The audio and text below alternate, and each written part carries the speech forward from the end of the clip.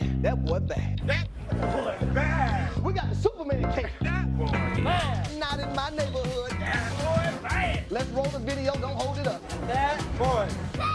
Mike T, cameras on you. That boy bad. All right, here we go.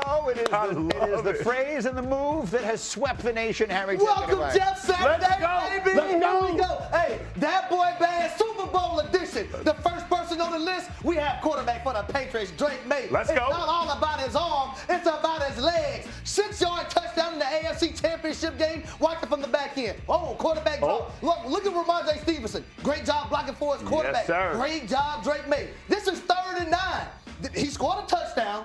This rush, as a 29-yard rush, led to a field goal, 10 points, they win, but 3rd and 5. Call your own number. That's it. You don't have to tell your teammates. Book you a ticket to the Super Bowl. Drake Maye, that boy bad. I bet you, Jeff, you're better this week too, Joe. The second person on the list, we're going to the Seattle Seahawks. Nick Emanwari. This man is a dog. Watch his hands. Shock the tight end. Read and react. Go make the tackle for loss. Let's show it one more time. Okay. Highlight him. Shock the tight end.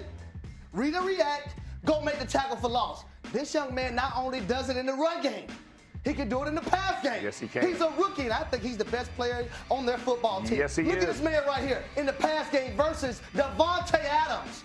This is Wow. Devontae Adams. This is a pass breakup. But then he had another one versus the one and only Puka. Puka Nacua. Watch him. Watch him stick and drive. Stick, drive. Go get that pass deflection. Watch it from the back end, y'all. Stick and drive. I don't care about no Puka damn Nacua. He gonna get a pass deflection in the NFC Championship game. Nick Emanwari, that boy bam. Oh, the next person. Let me slide over here for a second, Green. Okay. Hey, we're going to the fish market in Seattle. Let's get it. Yeah, there you go. Let's get We're it. going to Sam Darnold, baby. Sam Darnold had 3 touchdown passes in the NFC Championship Yes, he game. did. Get this video rolling. This is the first one to Jackson Smith and Jigba. Lined up in the backfield. Sam Darnold said, I'm going to find my guy, even though I have pressure. Oh, here we go. Bart, you ready? Let's go to the fish market, baby. There's another one. This is after a turnover. Jake Bobo throws the post with action in his face. It doesn't matter. Sam Darnold hanging there. And then on 3rd down, I'm going to find a Super Bowl MVP. Yes, you Cooper are. Kupp. Sam Darnold has balled out all season long. 346 yards, 3 touchdowns. We're going to take it to the fish market. Sam Darnold, that boy bad. All right, out in all Super Bowl edition. So good. Look at Jeff So Saturday here good. for the first time. Oh, there we go. We got fish. Rainbow we got trout, everything baby. working. Okay, we've been here all week. We've been getting you set for the Super Bowl all week long.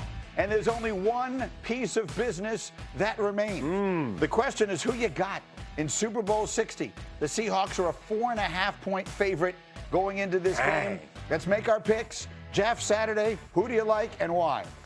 New England Patriot for the upset. Listen, I think Vrabel, I think Josh McDaniels, I think they're going to put together a great game plan. I think they've been telling the world this is us versus the world. I don't matter who we played, don't matter how we've gotten here. Men, we need one shot. And on this shot, we're going to take it down. I know it's a massive upset. I know Seattle's the better team. My heart's got to go with Maye because of Maye and Matt Collins, 2 Tar Heels, pulling for these guys. For the record, it's not a massive upset. I mean, 4.5 points it's an upset. Massive. It's not a huge upset. How do they win it? Tell me what it is you see happening on this Pressuring day. Sam Darnold, which goes to turnovers for them. And then on the other side, pushing the ball down the field with explosive plays. The key matchup of the entire game is going to be the Patriots' offensive line being able to give Drake Maye protection to be able to push the ball down the field. MVP? Maye? Maye. Fair enough. Yes, with his legs. Harry Douglas. I'm going with the Seattle Seahawks, and here's why. Sam, I do not like green eggs and ham. Sam Darnold, he's balled out. I have him as my MVP. Yes. But that vantage defense that he has on the other side, Leonard Williams as a defensive tackle, Byron Murphy the second as a defensive tackle, those guys in the secondary, Emanwari, Witherspoon, those guys are going to get it done. Love in the back end as well. I got the Seattle Seahawks, baby. Throw that fish at the fish market. Yeah, they don't get as much attention maybe based on playing in Seattle or whatever it is. That defense is the best in the sport for all the attention that all these other teams have gotten. Bart Scott. Now we rhyming, huh? Now we rhyming, Doogie. Even a blind squirrel finds a nut. And back then didn't want me. Now I'm hot, you all on me. I'm going with Sam Darnold. He's going to get all the naysayers, the first one from that group of quarterbacks to win a championship. They say those who are first will be last, and those who are last will be first. Well, now Sam Darnold's going to be first. hold my beard, Lamar Jackson, Josh Allen, Baker Mayfield. That's exactly right. All those guys from that draft class, plus Josh Rosen in that famous first round. Well, Rosen don't count. We only know he on the milk carton. Who would have thought you would have won a lot of money 2 years ago betting the first one of them to win a Super Bowl, even to get here at this point, would wind up being Sam Darnold. All right, Joe, with the number, what do we think? Seattle's the play. As much as I like what Drake May's done this season, the playoffs have been a great test for him. 55% completions, 15 sacks. Those are going to be problems against this defense. We're laying the 4.5. I think they win by double digits. Okay, so we've got the big picture picks, and for the record, I also like Seattle in this game, and I've got Jackson Smith and Jigba to be the MVP. One other thing, finish up by making you some money. Let's do a little something here in the NFL, who has scored a touchdown longer than 50 yards in the Super Bowl. Can you name that player? Imbo's over there taunting me, which I don't like. I don't like when he taunts me. Yeah, of course. I'm going to go with Devontae Smith. Okay, so it's not Devontae Smith. Last year, Xavier Worthy had a touchdown that was exactly 50 yards, so that wasn't it either. Oh, that's not. The answer is T. Higgins, 75-yard touchdown pass in the Super Bowl that Cincinnati made it Super Bowl 50. That was an awful question. That's an awful question. And then he's over there trying to taunt me as well. That's an awful question. Come on, Himbo. That's a terrible question. That's a terrible question. I can't stand it. It was like, it's longer than 50. I mean, at first I thought Worthy because it was like that one at the end. Everybody made fun of it. It's a terrible question. Terrible question. Hembo just felt like a win going into the weekend. I don't like it at all. You're better than that. Let's go from one of my least favorite things, which is Hembo getting a win, to my absolute favorite thing, which is a feature we call Jeffinitely or Jeffinitely not. We got serious football questions and an incredibly unserious way of answering them. Here's the first one. If I said Minnesota should keep J.J. McCarthy as their starting quarterback, do you say definitely or definitely not? Definitely.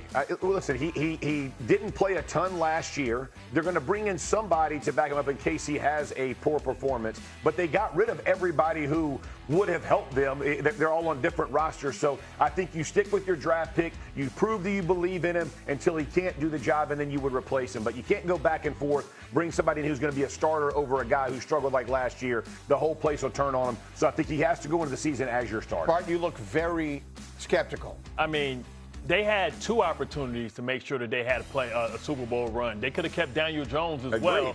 They wanted to make sure that this kid was comfortable, and he didn't live up to expectations, right? He ruined the whole year of Justin Jefferson's career. But now you're looking up, he got the general manager fired who showed a vote of confidence. You got to put somebody in here that he has to compete with and has a legitimate chance to carry this Super Bowl roster.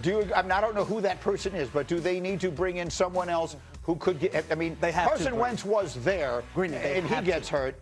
They have to. Have to. I did 2 of their football games this year, and Justin Jefferson would be wide open on the sidelines, and the ball would be 5 yards out of bounds. Yeah. And I don't know how you can miss the best receiver in the game in Justin Jefferson, but for some reason, I don't think J.J. McCarthy fits the offensive system in Minnesota and what they want to do based on what he did in college. It's a terrible combination then, because the offensive system has worked for everyone and they drafted him specifically. Okay, let's go to the next one. Y'all are just getting rid of folks. Let's go to Arizona. Keeping it real. This is. If I say the Cardinals should keep Kyler Murray as their starter, definitely or definitely not? I'm going to say definitely again here. And listen, this is a business decision, y'all. We're talking about $100+ million. Of cap, of money, like dead money. Dead money. This is not a decision that can be made lightly. And I understand people don't love Kyler Murray and all these kind of things. You have a new head coach coming in. If he can build back that relationship with Kyler Murray, what can he do out in Arizona? That's a large sum of money that hurts everybody else on the team. If you want to put a winner in there, it's going to be a massive undertaking. Kyler Murray has such a unique skill set. Yeah. Right? I mean, there are very few quarterbacks you've ever seen that you would say, oh, he reminds me of Kyler Murray. In your opinion, it's a tough question to ask. He's still a young player. Yeah. Who's been through a lot of regimes, too. Exactly. Like, do you think that there will come a time when we will say Kyler Murray has become the next Baker Mayfield, Sam Darnold? Like, is he a guy who's going to rehabilitate his career and be leading a team deep into a playoff? So normally, Greeny, as a black man, I don't live by the hope theory. But I hope it can happen for Kyler Murray. Am I confident in doing it? I don't live Not really. As a fellow black man on Black History Month, we live by the wish creed. And I wish they would let Kyler Murray get free. I think because to Doogie's point, this is their third regime. right? And does this coach want to build this regime around him, or do you allow him to get his own quarterback? I think a change of scenery would be great for Kyler Murray. I think he takes a lot of slack. I think he's matured from the whole study thing. Oh, it's the white man to colonize. Go ahead, you say. My favorite part of this conversation is I'm at least halfway comfortable as we're in here, but I look at Joe and Greeny. How uncomfortable are they? They're both like this. Let's move to the next topic. Can we move to the next topic? He's on the Homer Simpson right now. When is the next gambling section, Greeny? Oh, it's so good. What's the next question here? Okay, the last one. Here we go. Cleveland should keep Shedeur Sanders as their starting quarterback. Definitely or definitely not? I'm going to say this is a definitely not, and not because I don't know that because I don't know that Shedeur is not their starting quarterback. I do think when a new coach is coming in and you don't have a number one guy, whether it's Gabriel, whether it's Sanders, they're going to bring somebody in. Monken has made a clear point. He wants everybody competing for a job. So Shedeur might earn the starting spot. I just don't think you walk in with a known starter, again, that you got no commitment to. It's crazy because Deshaun Watson is not 30 yet. And it's crazy. It seems like he's been around forever. He's under contract. He's guaranteed. I don't know if you can move him. Somebody's going to take that salary. We know his ceiling is higher, or I believe his ceiling is higher than Shedeur Sanders. But you have to let them compete for it. I don't know where they get other answers. I don't know if you go out and bring a third guy in. You got to let these guys battle it out and hope that you can get free of Deshaun Watson's contract a year after that. They have 2 first-round draft picks. Maybe they take a flyer on somebody later, Ty Simpson or Kalis at the other side, or just hold on to next year and go take a big swing. Getting free of that contract for 5 years. Every year, it's the same thing. That's what happens when you 100% guarantee it. Only Cleveland going Cleveland again. But I say you allow these guys to battle it out for the starting job. And with your 2 first-round draft picks, you draft players to continuously build around your team. And if you're not good again, you're going to be in the top 5 drafting. And the quarterback class for 2027 is way better than 2026. But the only problem with that is everyone always says that. Like, next year's class is always going to be better than this year's class. And then we get to next year's class, and people say, actually, this one didn't turn out as good as we thought it was going to. But wait until you see the guys next year. I mean, I'm old enough to remember when this was the year everyone was waiting. Well, you do a draft show, so you know this better than anybody. Well, I'm just saying. I don't know how good the quarterbacks next year are going to be or not. I'm going to say this. I don't think that Shedeur Sanders has ever had an actual opportunity to show you what he is capable of as an NFL quarterback. And I don't have any reason to think that Todd Monken is inclined to want that to happen either. For whatever reason. Look, obviously, the league knows more about football than I do. But going into the draft process, I'm still shocked at the way he fell. And I'm still shocked at the way no one has ever said, you know what, let's give this guy an actual honest chance. Well, I think that's our point. You're going to give him a chance. I just don't think you name a starter when you're a brand new coach walking in on 2 guys who basically fought it out this year, being Gabriel and Sanders, and each of them got, 5 or 6 starts. And Deshaun to be in the mix this year because he'll be back from injury. I think they trade one of those first-round draft picks, get one for next year so they can have 2 next year, just in case they need the ammunition to move up. All right, we'll see what happens. In the meantime, there's been so much reaction to